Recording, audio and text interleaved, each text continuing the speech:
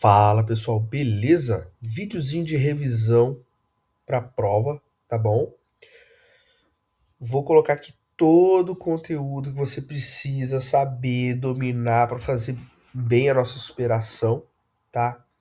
Lembrando que nada substitui você ler o livro, ler a apostila, anotar, ter prestado atenção nas minhas aulas, ter feito as anotações ao longo do bimestre, nada substitui isso, tá bom? Esse vídeo é uma ferramenta para te ajudar.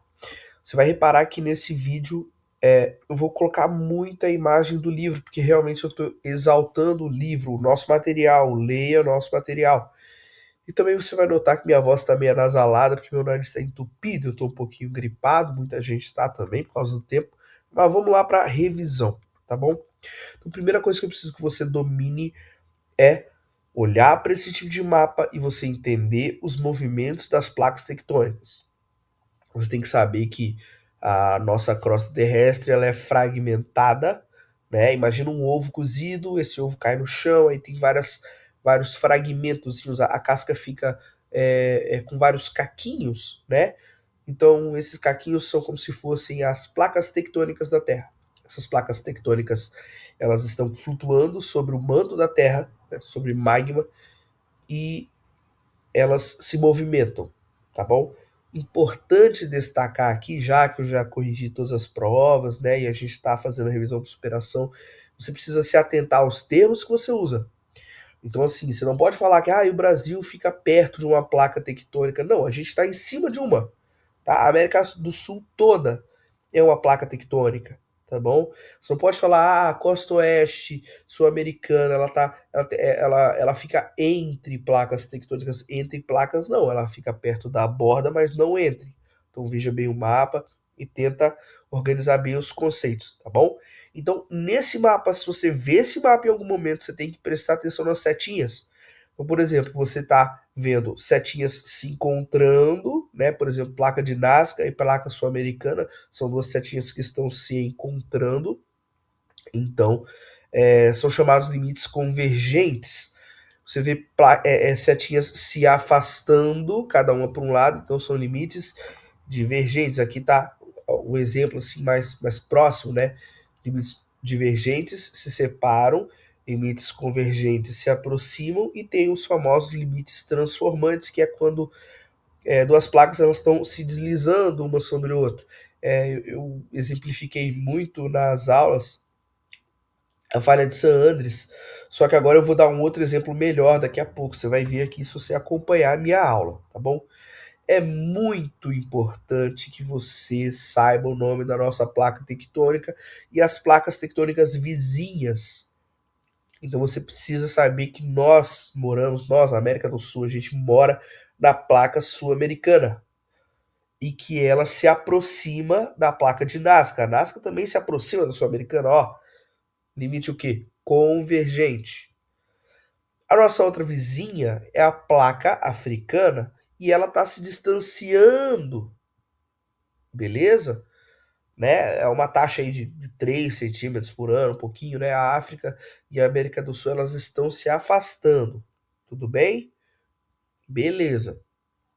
Então você tem que saber isso, porque isso faz total diferença para entender um pouquinho da geologia da América do Sul, dos fenômenos que acontecem aqui, por exemplo. Por que que lá na costa oeste, caiu na prova, por que que na costa oeste eu tenho abalos sísmicos? Poxa, é só você dar uma olhada aqui, né? São duas placas tectônicas se tensionando, né? De vez em quando acontece uma liberação de tensão, então, uma rocha, por exemplo, lá no interior da Terra, lá no hipocentro, lá embaixo, ela vai lá e, sei lá, ela estoura, ela cede, ela quebra.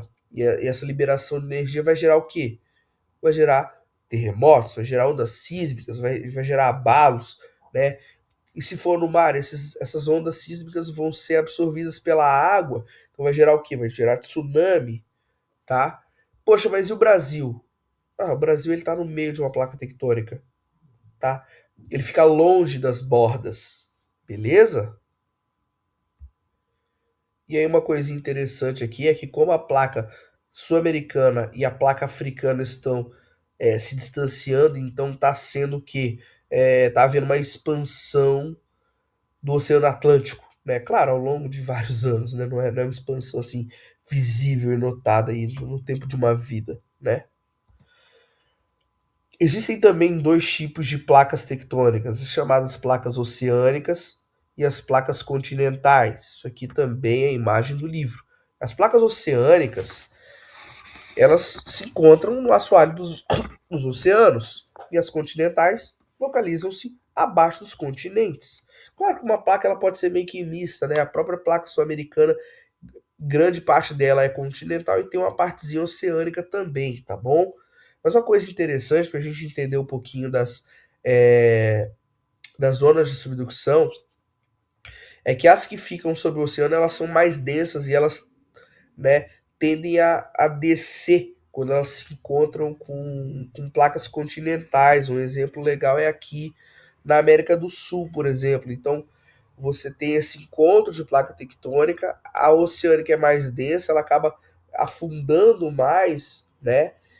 E acaba gerando aqui, por exemplo, as cordilheiras dos Andes, por exemplo, acaba gerando vulcões e esse tipo de formação geológica que a gente tem aqui, tá bom? Eu vou passar um videozinho muito legal para vocês, bem rapidinho, mostrando um pouquinho das correntes de convecção, só para a gente entender um pouquinho melhor, tá bom? Vou dar play aqui, eu espero que pegue o vídeo, a gravação. Não sei, será que vai pegar? Acho que não vai pegar. Que pena que não vai pegar, mas você pode pausar esse vídeo ou anotar aí depois. Eu já passei na sala também, né? É um videozinho chamado Como Funciona o Movimento de Convecção. Então esse vídeo é muito legal, que mostra realmente o subir e descer, mas eu falo disso depois. Aqui tem a escala Richter, você precisa saber que essa escala é a que mede aí a amplitude das ondas sísmicas e o grau de destruição, tá? Então você tem que saber que quando muda de uma unidade para outra, né? Se eu tenho um terremoto de grau 6 na escala Richter e outro grau 7 na escala Richter, então a amplitude das ondas vai aumentar cerca de 10 vezes, tá? E a energia vai aumentar cerca de 31 vezes. Óbvio que eu não vou pedir para você decorar isso, eu só estou dando uma informação, né? Para mostrar que às vezes 1 grau de destruição na escala Richter faz muita diferença. Recentemente a gente teve um terremoto assim bem destrutivo lá na Venezuela, né, milhares de mortos, né? Então milhões estão precisando de ajuda e eu queria analisar um pouquinho com vocês é, esse um pouquinho desse terremoto aqui como curiosidade, né? Primeira tarefa que eu tive aqui é localizar onde fica a Venezuela. Eu coloquei essa imagenzinha dos países da América do Sul com a bandeira, e aqui, ó, lá em cima a gente vê a bandeira da Venezuela. Agora eu só coloquei a Venezuela, e se você notar bem, a placa sul-americana ela está se movimentando pro oeste, e a placa caribenha ela está se movimentando pro leste. Então, olha só, elas estão deslizando uma sobre a outra. Então, que tipo de encontro, que tipo de limite que é esse? É um limite transformante, gente. Então, ali tá rolando, né, uma tá deslizando sobre a outra. Não é igual no Chile, por exemplo, que é uma se encontra com a outra e aí é convergente, beleza? Aqui nós temos a Pangeia, né? É outro trecho, né? Foi um supercontinente que teve há muito tempo atrás. Eu não vou falar se são milhares ou milhões de anos, porque existem diferentes teorias para essa escala de tempo, né? A gente sempre trabalha muito com o modelo criacionista e com o modelo naturalista. Então, o modelo criacionista vai falar que isso aconteceu há milhares de anos e o modelo naturalista há milhões de anos, né? Eu também tinha preparado um videozinho para vocês, muito legal. Eu acho que quando eu tô gravando não dá para aparecer, infelizmente, né? Mas ele mostra na escala de milhões de anos, né? Porque é um vídeo naturalista, ele mostra como que isso foi acontecendo e mostra como é que é a configuração atual dos continentes, tá certo? E aí tem algumas evidências de que realmente houve uma Pangeia, tá? O nome dessa teoria só voltando aqui, dessa teoria aqui, mais especificamente, é a teoria da deriva continental. Então, antes tinha um continente, um supercontinente chamado Pangeia, né, e os continentes eles foram se afastando ao longo do tempo, e aí, né, realmente chegou-se à configuração que a gente tem hoje. As evidências que a gente tem são quatro. A primeira delas, que é a mais óbvia, a mais fácil de notar, é o encaixe perfeito que a gente tem entre os continentes, principalmente a América do Sul e a África. A gente vê que parece um quebra-cabeça, se encaixa perfeitamente. O livro tem essas imagens aí, né, e esses tópicos. A segunda evidência é a presença de certos tipos de rochas ígneas, principalmente lá na América do Sul, aqui na América do Sul, no caso, né, principalmente ali no Nordeste brasileiro, e no lugar onde estaria próximo, na Pangeia, lá na África. Então, poxa, você estudou que as rochas ígneas, elas são formadas a partir de vulcões. Nem na América do Sul, nem na África, naquele ponto, eu tenho vulcão. Será que há muito tempo atrás ali, quando esses dois continentes estavam juntos, será que ali não tinha um vulcãozinho não? Né, que gerou tantas rochas ígneas por ali, e aí a gente olha tanto aqui na América do Sul quanto lá na África, rochas idênticas. Esta é outra evidência. Uma outra evidência são alguns tipos de samambaia que tem na porção sul de vários continentes, né, de todos os continentes, e essas samambaias estão fossilizadas. Poxa, que coincidência, né? Será que eu tive, coincidentemente, o mesmo processo de fossilização em toda a porção sul de todos os continentes? Eu tive um soterramento rápido, né? Com rápido o suficiente para não ter oxigênio, para preservar e fossilizar, né? Esses sedimentos eles tiveram exatamente o mesmo tipo de o mesmo tipo de minerais que favorecem a formação de fósseis? Será que foi tudo. Em toda a porção sul eu tive isso? Ou será que esses continentes estavam juntos? Em algum momento teve ali um processo de fossilização bem amplo, e aí depois, com a deriva continental, esses fósseis foram espalhados por todo o mundo, né? Fica aí a reflexão. E por último, nós temos o mesossauro. A gente tem fóssil deles, né, em alguns lugares que estariam bem próximos na Pangeia e que hoje estão bem longe, né, principalmente aqui na América do Sul e no oeste da África. Beleza? Então, eu preciso que você leia no livro, pense, reflita e saiba sobre as evidências da Pangeia. E você precisa saber que essa teoria aí de Alfred Wegener se chama também de deriva continental. Isso é importante para a nossa avaliação. Beleza? Outra partezinha muito importante do nosso conteúdo é você saber alguns termos e relacionar com eventos sísmicos. Então, por exemplo, se eu tenho uma liberação de tensão, né, que ocasiona um terremoto, uma liberação de tensão lá no fundo da Terra, isso vai ser o quê? Vai ser o hipocentro, é o centro da liberação de energia, beleza? Imediatamente acima do hipocentro, nós temos o epicentro, que é o ponto da superfície onde é o foco do terremoto, tá bom? Você tem que saber que as ondas sísmicas elas se propagam de maneira radial ao redor aí, né? E é aquele ponto, é o ponto central da destruição, beleza? Num terremoto. Isso aí é bem simples, acho que está bem batido. Já foi cobrado na prova, já foi cobrado na AV. Se eu cobrar na superação, você precisa acertar essa questão, pelo amor de Deus. Beleza? E aqui tá mais um outro tópico legal, que você precisa entender um pouquinho de como é que funciona aí os tremores da América do Sul, né? Já tá abatido também.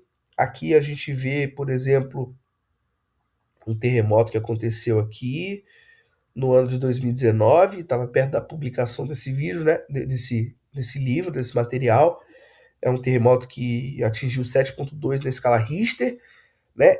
E aqui está mostrando justamente, olha, aqui de cima dá para ver o epicentro dele, né? A partir de onde ele tá surgindo, né? Então você precisa saber por que que lá tem tanto terremoto e por que que no Brasil não tem. Isso aí já está batido, já está bem explicado. Você tem que saber que tem limite convergente entre placas tectônicas da placa americana e da placa de Nazca. Elas estão se chocando, vai ter liberação de energia. Já o Brasil, ele fica exatamente no meio da placa sul-americana. Ele está longe de qualquer borda, ele está longe de qualquer limite convergente ou divergente, ou transformante ali em cima, né, que tem também. Ele está longe. Né, e lá no meio do oceano eu tenho um afastamento entre ele e a placa africana. Então, quer dizer, o Brasil está ali, né, no meiozinho. Pode ter abalo sísmico no Brasil? Sim, claro que pode. Mas eles são tão sutis que a gente não consegue perceber, tá bom? Aqui a gente tem um pouquinho, aquela imagem lá que eu coloquei tantas vezes, que eu mostrei para ver as correntes de convecção. Você precisa saber que o manto da Terra, ele é pastoso, ele é quente, e aí o material que está mais embaixo, está mais próximo do núcleo, ele acaba sendo aquecido, porque o núcleo ele é muito quente, gente, muito quente, chega a 5.500 graus Celsius ali, tá bom? Então ele vai ser aquecido, vai subir, quando ele fica lá em cima, ele acaba ficando muito perto da litosfera, então ele acaba se resfriando e acaba descendo e gera esse ciclo aí, que são as correntes de convecção que movimentam as placas tectônicas, beleza? Você precisa saber disso, tá bom?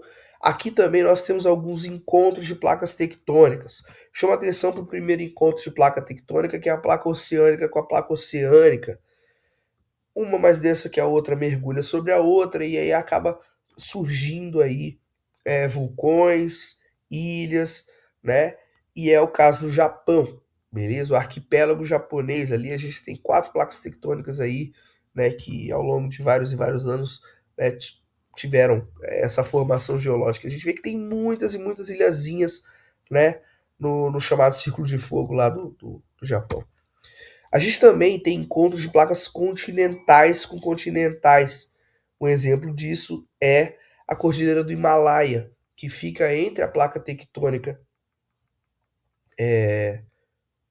Se eu não me engano, eu tenho que voltar nas imagens aqui para eu lembrar, gente. Ó, tem coisa que a gente vai esquecendo ao longo do tempo. Ó. Se eu voltar lá na primeira imagem, ó, é o encontro da placa indiana com a placa euroasiática. Fica ali bem no meiozinho, né, onde tem duas placas, onde tem duas setinhas verdes. Ali fica o Himalaia, tô vendo agora bem melhor, né? Podia ter colocado esse mapa mais aproximado, né? Agora fica para a próxima, beleza?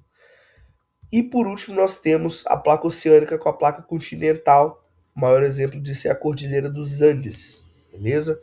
Claro que tem vários outros exemplos aí, mas eu fico com os exemplos próximos, né? Poxa, se a gente tem um exemplo tão bom aqui na América do Sul, para que eu vou procurar outros exemplos? Aqui nós temos aquela imagem que eu mostrei para vocês sobre energia geotérmica, que é o aproveitamento do calor interno da Terra para aquecimento ou para gerar eletricidade. E aí como é que isso funciona, né? Então eu preciso de algumas condições para isso. Eu preciso ter várias rochas porosas, cheias de água, perto de rochas aquecidas e, portanto, perto ali de magma. É só olhar bem para esse desenho. Vê que lá embaixo está o magma, em cima tem rochas aquecidas e em cima tem rochas porosas, tá bom? Essa água, ela fica submetida a muita pressão, temperatura alta. E o que eu vou fazer? Vou fazer um furo, né, para eu canalizar essa água. Como essa água está muito pressionada, ela vai acabar subindo por esse furo.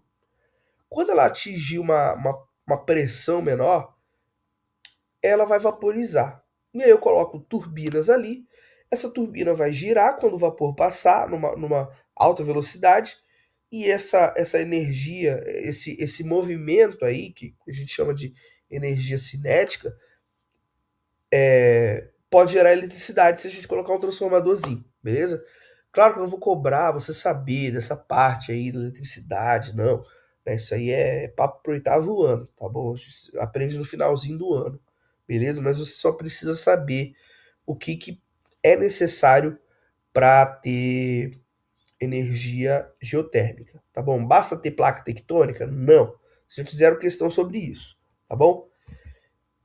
Próximo tópico, Terra, um grande imã. Tem um textinho bem legal que mostra aí o campo geomagnético da Terra, tá bom? Por que a gente tem um campo geomagnético? Porque no núcleo da Terra a gente tem muito ferro e muito níquel. A gente tem duas partes do núcleo, né? O núcleo interno, que ele é sólido, e o núcleo externo, que ele é líquido. Com o movimento de rotação da Terra, a Terra está girando e tal, o que está acontecendo com essa parte líquida? Essa parte líquida também está se movimentando. Ela está se movimentando, está atritando uma sobre a outra. Lá no oitavo ano você vai aprender um pouquinho que esse atrito entre dois materiais diferentes gera muitas vezes corrente elétrica, dependendo do material, corrente magnética, tá? Campo magnético. E aí, esse campo magnético, chamado de campo geomagnético, porque ele é o campo magnético da Terra, ele recebe esse nome especial, ele fica em volta da Terra. Ele fica em volta da Terra e ele protege a nossa Terra de tempestades solares. Ele também causa alguns outros efeitos, tá? Tem essa imagenzinha que eu achei muito legal. Mostra que o polo sul magnético fica no norte, tá? Fica no norte.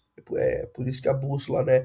A agulhinha do norte ela é atraída pelo polo sul magnético. Então, por isso que o polo sul magnético fica no norte geográfico. Tem essa diferençazinha aí que eu falei com vocês na aula também, tá bom? Então mostra um pouquinho da inclinação. O polo sul magnético ele fica muito próximo do polo norte geográfico, né? E o oposto ocorre também com o polo sul geográfico e o polo norte magnético, tá bom? Uma coisa interessante que você precisa saber também é que uma das consequências do campo geomagnético da Terra é a ocorrência de auroras boreais lá em cima no norte e auroras astrais lá no sul. Então, parte dessa radiação solar ela entra ali por uma parte ali de cima. Em alguns lugares, como, sei lá, Islândia, você consegue ver as auroras boreais, que é um fenômeno extremamente bonito, beleza? Basicamente é isso no capítulo 4. E agora vamos para o capítulo 5. O capítulo 5 começa mostrando a composição química do ar. Eu não vou pedir para você decorar as porcentagens, eu acho bobeira, né?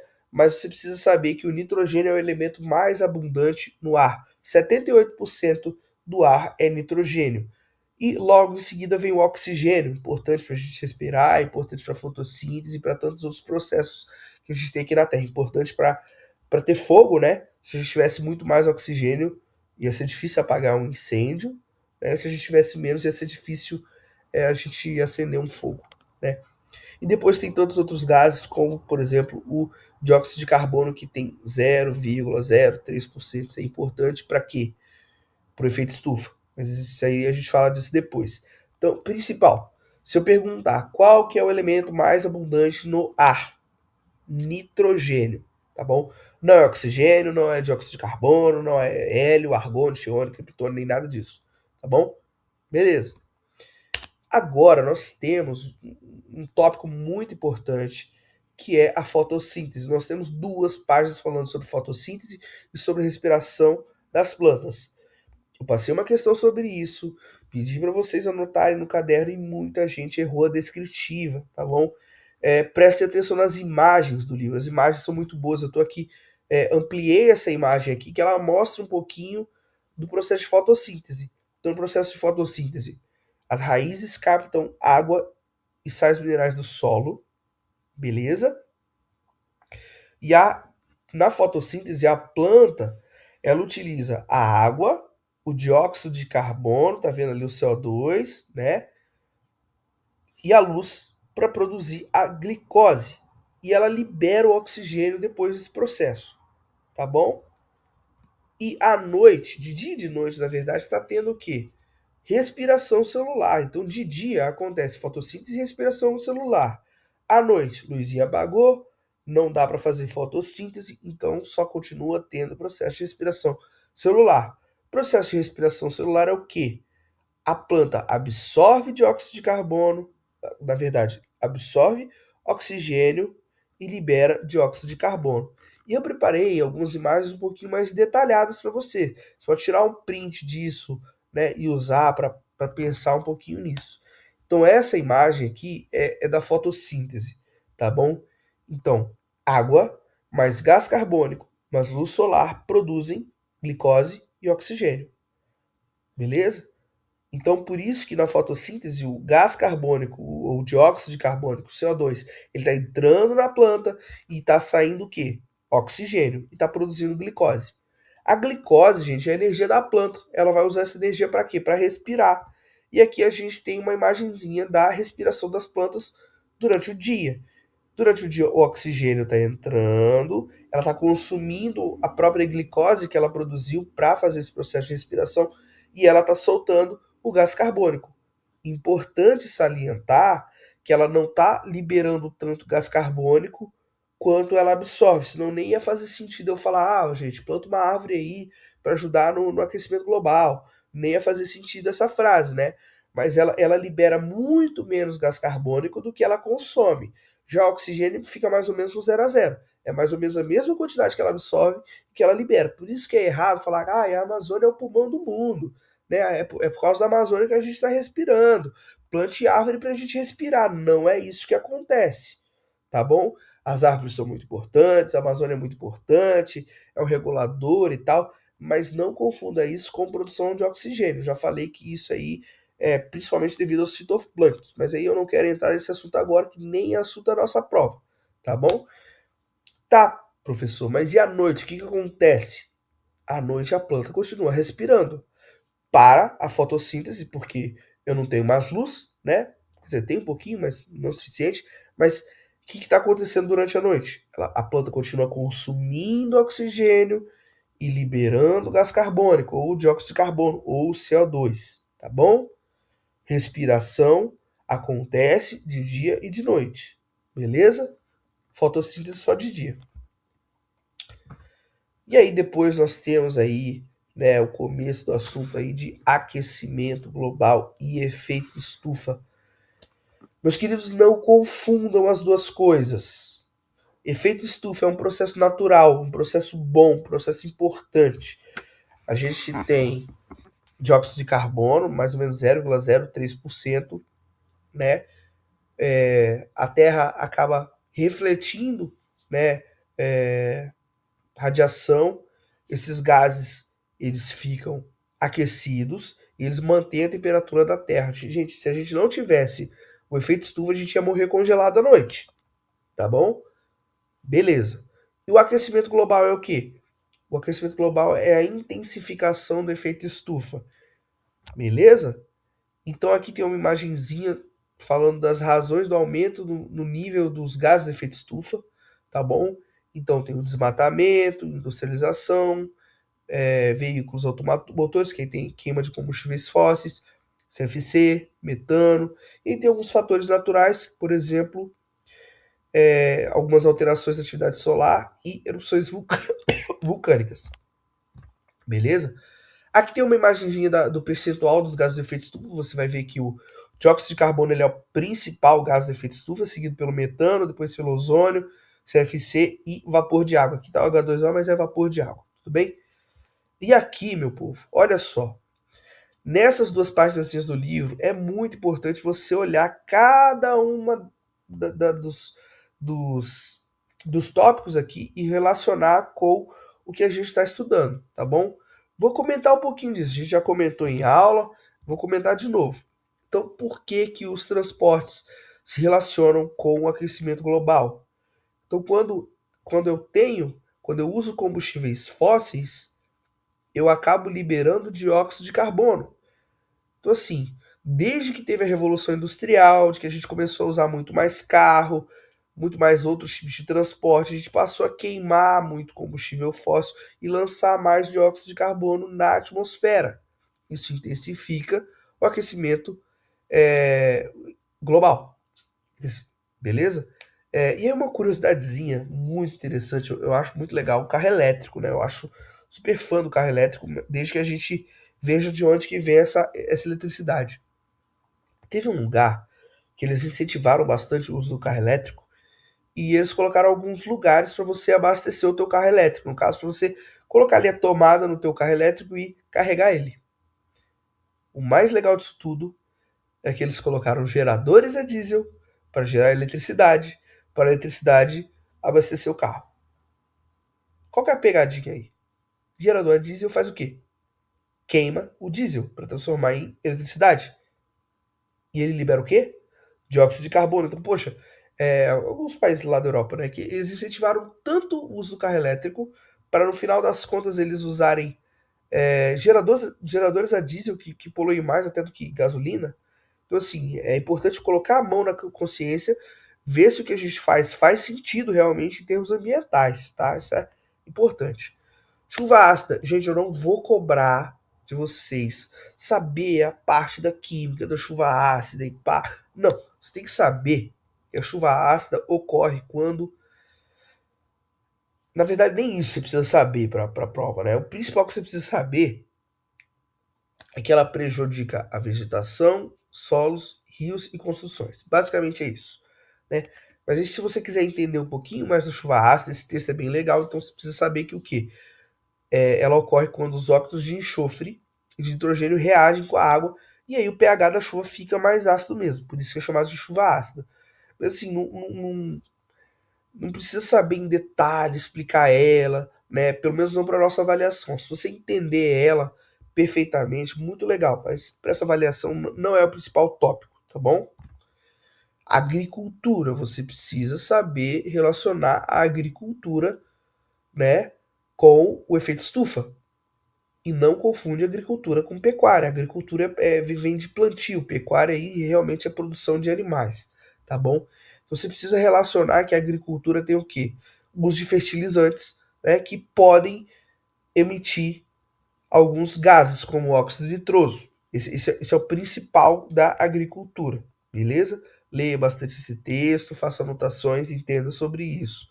Pecuária. Pecuária, acho que vocês entenderam bem que o principal ponto aí da pecuária é a liberação de metano, tá bom? Então, durante a digestão de bovinos que são ruminosos, tem muita liberação de CH4, que é o famoso metano, que é um gás estufa, é o segundo mais prejudicial. Eu coloquei essa imagenzinha que eu estava preparando para vocês, eu sempre gosto de pesquisar, ver alguma notícia, alguma coisa, que a Dinamarca, ela criou um imposto pro peido do boi. Falar assim logo, né? 100 euros por cabeça de gado por ano. E aí fica a reflexão. Será que os gados, né, a criação bovina, será que são a o principal problema ambiental que a gente tem? Essa chargezinha numa reportagem mostra a poluição realmente do bovino e atrás as indústrias, os carros, né? Eu acho que seria interessante esses países estudarem um pouquinho o Código Florestal brasileiro, que ele obriga o pecuarista a preservar parte da Mata Atlântica. Então, por exemplo, se você tiver uma fazenda lá no Cerrado brasileiro, 30% da área do teu terreno você tem que preservar. E aí o que acontece? Tudo bem, você está emitindo CH4, beleza? Mas ao mesmo tempo você tem 30% lá preservado, mata nativa, fazendo fotossíntese, portanto, fazendo o famoso sequestro de carbono. Então a árvore ela está lá fazendo a fotossíntese, então ela está tirando o CO2 da atmosfera, que é o principal vilão. Então, assim, se for na Amazônia, legal, aí é 80% de mata, tá? Se for em outro lugar, que não é nem Cerrado Brasileiro nem Amazônia Legal, tudo bem, vai ser 20%. Mas mesmo assim, você não pode criminalizar o, a atividade agropecuária, não, a pecuária, nem a agricultura nem a pecuária. Afinal de contas, a gente precisa se alimentar, né? A população subiu muito, então a demanda por carne, a demanda por vegetais, enfim, aumentou também na mesma taxa, tá? Produção de lixo. Qual é o problema da produção de lixo? Principalmente a decomposição de restos orgânicos que liberam metano também, tá? E aí relacionando aí com o tópico anterior, né, dos boizinhos, coitados, não seria muito melhor a gente tentar diminuir a quantidade de lixo, né, e deixar os boizinhos em paz? Fica aí a reflexão, tá bom? Desmatamento. Poxa, qual que é o problema do desmatamento, né? O principal problema do desmatamento é que com menos árvores você tem menos árvores fazendo fotossíntese. Outra coisa interessante é que quando você simplesmente desmata para fazer área de pasto, por exemplo, e você não tem cuidado com um destino adequado para essas árvores, elas vão se decompor e também vai emitir gases poluentes, tá bom? E por último, as indústrias. A gente tem diferentes indústrias que emitem diferentes gases e cada gás vai atuar de certa forma. Por exemplo, o CO2 e o metano e o óxido nitroso, que é o N2O, eles vão intensificar lá o efeito estufa. Agora, se for uma indústria que ela está emitindo CFC, aí vai prejudicar a camada de ozônio. Então a gente tem que ter esse olhar de diferenciar as coisas, tá bom? Aqui tem algumas consequências do aquecimento global, né, que são o derretimento das geleiras, elevação do nível do mar e ondas de calor, né? A gente tem aqui outras consequências, né? É importante você dar uma olhadinha nessas consequências. Aqui nós temos um assunto muito importante que é a camada de ozônio. Você precisa entender a principal função da camada de ozônio, que é absorver principalmente os raios ultravioleta. E aqui esse esqueminha, ele está detalhando mais o VA, o VB, o VC. Você não precisa saber exatamente disso, mas o VA que não é tão danoso à nossa pele, né, ele passa praticamente tranquilamente pela camada de ozônio e a camada de ozônio ela só absorve 5%. O UVB é 95% absorvido e ele é bem prejudicial mesmo, tá bom? E o UV do tipo C, ele é 100% absorvido pela camada de ozônio, tá bom? A gente não vai entrar na química pesada da reação do CFC, não, mas eu vou mostrar para vocês. Já mostrei no quadro, já mostrei em aula, mas principalmente como curiosidade para você, tá? Por que, que o CFC ele destrói a camada de ozônio? O principal tópico é você saber que é por causa do cloro. Mas, basicamente, a molécula de CFC, né, ela é composta por cloro, por flúor, por carbono. Existem diferentes moléculas de CFC, tá bom? Eu peguei um exemplo aqui de uma, mas a gente tem outros tipos de molécula. Então, essa camada, esse CFC, essa moléculazinha, ela vai lá para a atmosfera, tá? A radiação ultravioleta, ela quebra essa molécula, tá? Que a gente está vendo na parte 2 aqui, né? O Sol, a radiação UV quebrando a molécula, quebra a ligação química e o cloro fica livre. Ele fica livre lá na atmosfera. Livre para quê? Para interagir com a camada de ozônio. E aí, esse cloro, ele chega perto de uma molécula de ozônio, um dos átomos de oxigênio é atraído por esse cloro, e aí cria o quê? O óxido de cloro, que é o ClO, tá bom? Então, se eu pego uma moléculazinha de cloro e uma moléculazinha de ozônio, coloco as duas para interagir, vai ter formação de óxido de cloro e de oxigênio. Cadê o ozônio? Foi embora, morreu, acabou. E o que acontece? Quando eu tenho moléculas de óxido de cloro uma próxima da outra, acontece uma nova reação. Eu tenho uma molécula de óxido de cloro, mais outra molécula de óxido de cloro, o oxigênio fica muito atraído pelo oxigênio, forma o gás oxigênio, que é o O2, e o cloro fica livre novamente para fazer essa interação de novo, de novo, e de novo, e de novo. Uma molécula do CFC é capaz de destruir até 100 mil moléculas de ozônio, gerando o quê? Gerando buraco na camada de ozônio. Lembrando, gente, buraco, nunca teve um buraco, não. O que teve foi um afinamento da camada de ozônio, né, que permitiu que muito mais radiação passasse, principalmente lá em cima, no norte, beleza? No Polo Norte lá, né? E aqui está uma imagenzinha clássica, né, mostrando a camada de ozônio, buraco na camada de ozônio em diferentes épocas, né? E as estimativas, achei bem legal, né? Que esse buraco seja completamente fechado até 2066. Isso tudo devido ao Protocolo de Montreal, que foi quando os cientistas se reuniram lá e decidiram por não usar mais CFC e proibir de fato CFC, porque os danos seriam enormes. Esse foi o acordo ambiental mais bem sucedido da história, onde todos os países concordaram em não usar mais CFC. Beleza? Isso foi muito importante. Eu passei na sala esse vídeo aqui do professor Paulo Jubilu, O título do vídeo é Por que não se fala mais sobre buraco na camada de ozônio? Esse vídeo ele é incrível, 11 minutos e 40, uma aula super, hiper, mega detalhada, nível ensino médio, mas assim, você que é meu aluno, que é do sétimo ano, você tem total condição de olhar essa aula, entender, anotar e assim, ficar alguém fera na camada de ozônio, não só para essa prova, mas para muitas outras coisas que podem vir pela frente, beleza? E por último, aqui algumas atitudes relacionadas à consciência ambiental. Eu não vou falar de cada uma delas, né? Mas dá uma olhadinha nelas, o que você pode fazer para fazer a sua parte, digamos assim, né? São pequenas atitudes no dia a dia que fazem com que a gente resolva os problemas climáticos. Né? Por isso que é tão importante na escola a gente estudar um pouquinho de consciência ambiental. Então, plantar árvore é uma atitude importante. Separar lixo é outra atitude importante.